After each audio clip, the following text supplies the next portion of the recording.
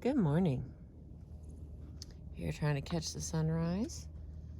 We're doing temperament in teaching. Many school districts in California show a rather consistent distribution of teacher and administrator types. A few small districts vary from this when they have NT administrators. Here's the little chart for us.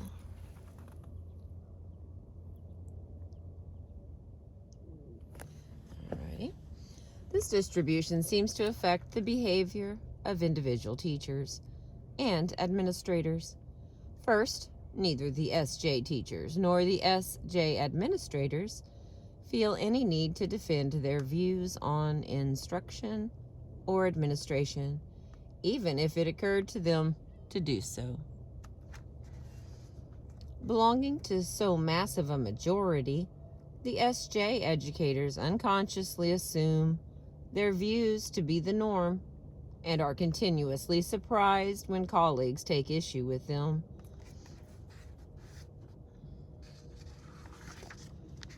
Basics and fundamentals. Most of their views are met with general agreement, not only from their colleagues and superiors, but also from the parents. The SJ parents, much more frequently than others, faithfully attend PTA meetings. No.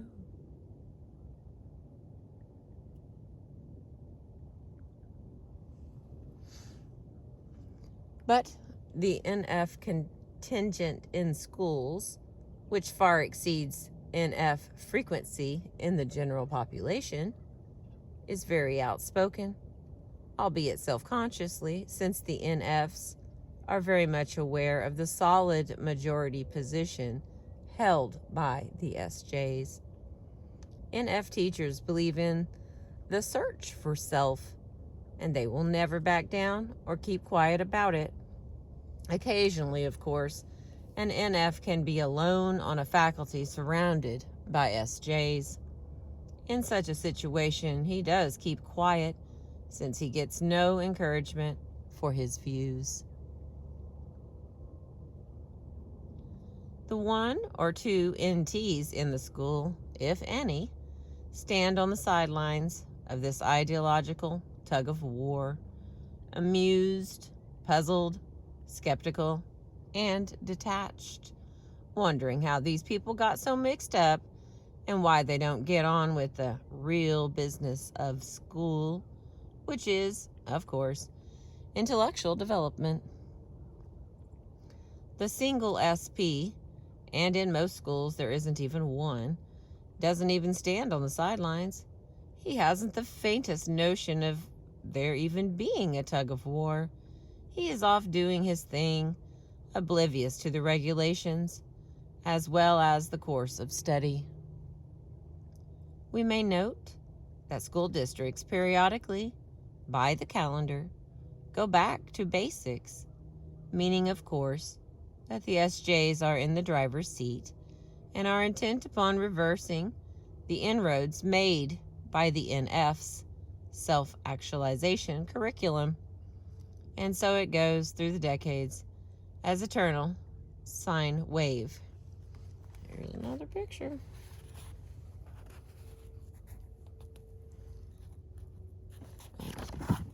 I can tell that's not clear.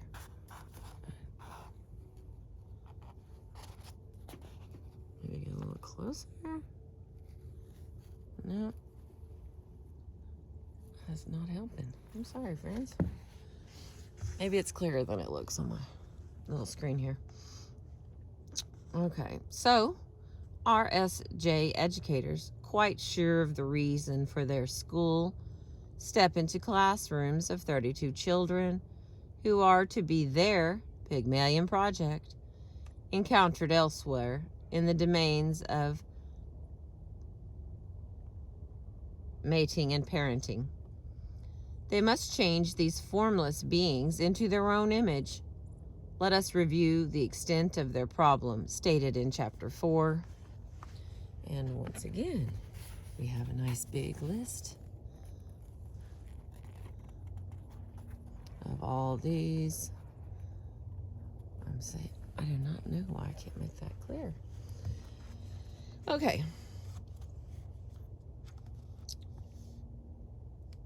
I got this big list. Oh, my Lord. In passing, we might reflect on the impact that J.L. Marino's book, Who Shall Survive, from 1934, should have had on our S.J. Pedgagus. Pedgagus. I do not know that word. I just want to say that out loud. I have no idea what Pedgagus. But didn't. Oh gosh.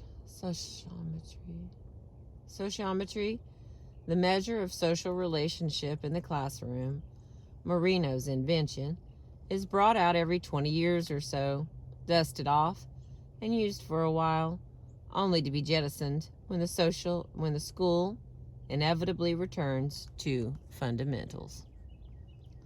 Coming back to the teacher's problem, how are they to turn all of these kids into savers or spenders, skeptics or believers, whatever the teachers are? We can be quite certain that if the temperament hypothesis means anything, they are going to fail, as they should. The problem as it is posed cannot be solved. We cannot change another's character any more than a leopard can change his spots, but it is well that we cannot. Oh, Lordy. The real pedagogical program. Let me try that again. The real problem is not how to change temperament, but how to utilize one's own temperament in establishing and maintaining a facilitative relationship with the differing temperaments of students. This is not easy, entailing, as it does, an understanding of teaching and learning styles. We've discussed learning styles in Chapter 4. Let us then turn our attention to teaching styles. The first one. Okay, let's see, where did that little thing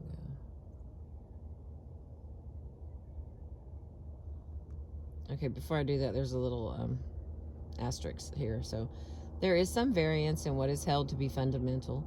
Mostly it is the 3 R's, which is to say clerical skills. Now and then, however, the fundamentals edge ever so slightly into the NT domain of philology,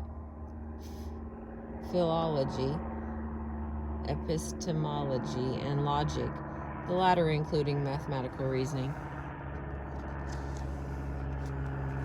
Okay, I'm going to turn this a little bit here because that sun's about to come up and I'm not facing the right way. And then I will read to you the SP. So I can see that sun's about to come right there. I do not want to miss it.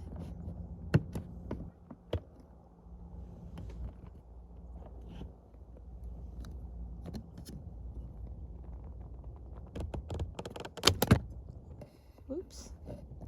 Sorry about that. I am my own camera person. There we go.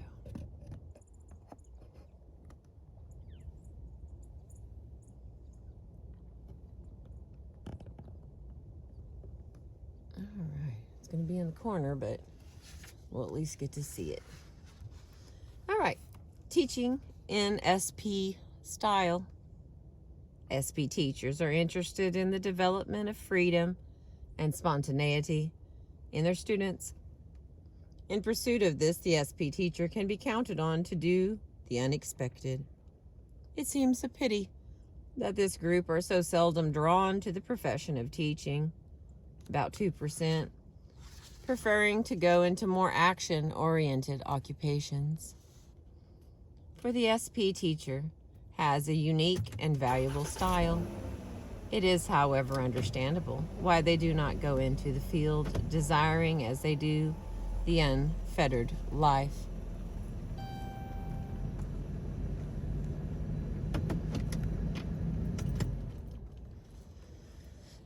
Okay.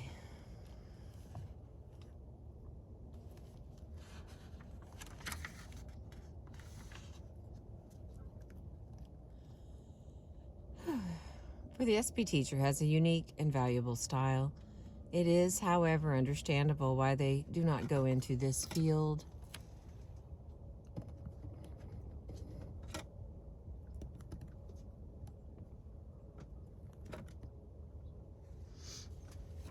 Desiring as they do the unfettered life, yet their focus on the immediate, on living the good life, taking enjoyment where it can be found, reacting with spontaneity to new situations, and taking time for play can make the SP teacher especially attractive to students.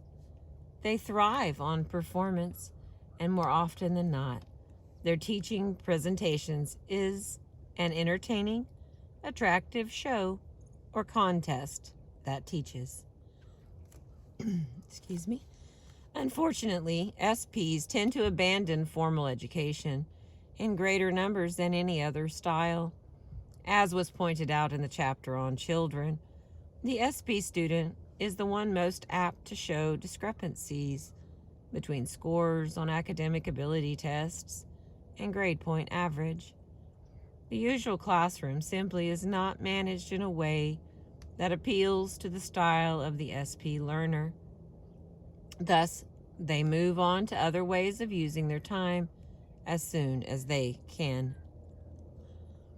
Relatively few SPs stay around higher education long enough to obtain the necessary credentials to teach, and their unique style is largely lost to educational systems and their occupations that demand prolonged formal studies.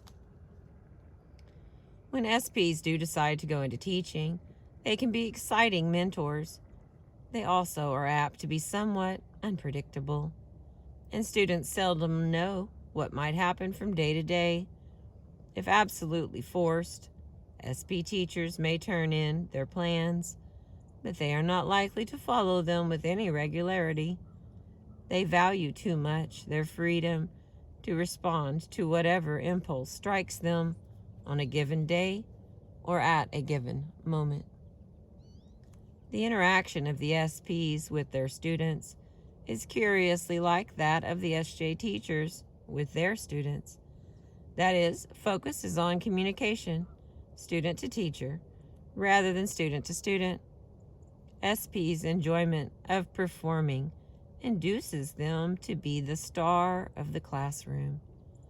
This, of course, requires an audience, and students enjoy every minute of this.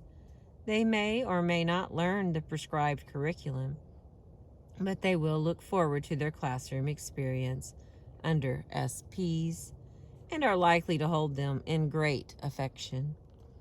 The relationship can better be compared with that of an admired older sibling with a younger brother or sister, rather than that of child to surrogate parent. The notion of being accountable for outcomes does not speak to SP teachers, for their strength is in providing a variety of action experiences for the student.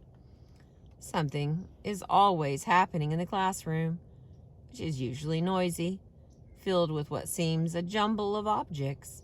Students get engaged enthusiastically in project after project, and activity after activity, some of which may be completed and some not. SP teachers often teach through construction play, letting students manipulate tools and use up materials. They like to use films, film strips, videotapes, and the like as part of their instructional program. Asking students to answer questions listed at the end of a chapter is shunned by SP teachers. If they give homework assignments at all, little distress is voiced if students fail to turn the assignments in. Nor are the SP teachers apt to feel pressured to correct and return these assignments, whether produced in or out of class. There's our sun this morning.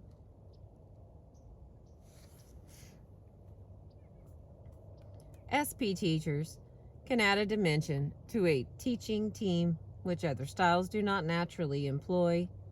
SPs may not always, however, have the regard and admiration of their teaching team members because of the SP's tendency to follow impulses, which may not fit in with the well-laid plans of the team. SPs are not burdened with the belief that learning is its own reward, nor with the companion belief that intrinsic rewards for learning are bad. Hence, SPs are more likely than other styles to make learning incidental to competing in some sort of contest. SPs have no built-in constraint against letting children risk themselves, fight, and get excited.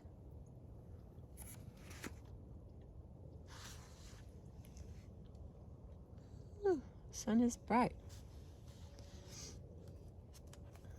All right, we got the edge of that. I'm going to stop here because we're at 16 minutes. And then I think I'll finish the last 7 pages in the next one. Thank you for catching the sunrise with me this morning. The next little part will be teaching in the SJ style, and I'll just go on through the rest of them. Thank you for being with me. I appreciate you.